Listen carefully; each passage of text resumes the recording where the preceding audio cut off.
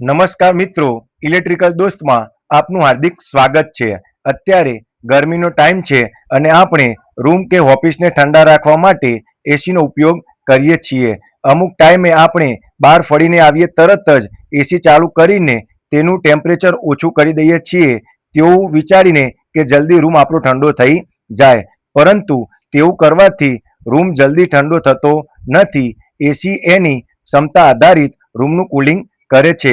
તેવું કરવાથી એસી આઉટડોર એટલે કે કોમ્પ્રેસરને એવો કમાન્ડ આપે છે કે જે આપણે ટેમ્પરેચર સેટ કર્યું છે તે ટેમ્પરેચર રૂમમાં થશે નહીં ત્યાં સુધી કોમ્પ્રેસર ધીમું કે કટ ઓફ નહીં થાય। આવું કરવાથી ઇલેક્ટ્રિસિટી બિલ વધારે આવે છે।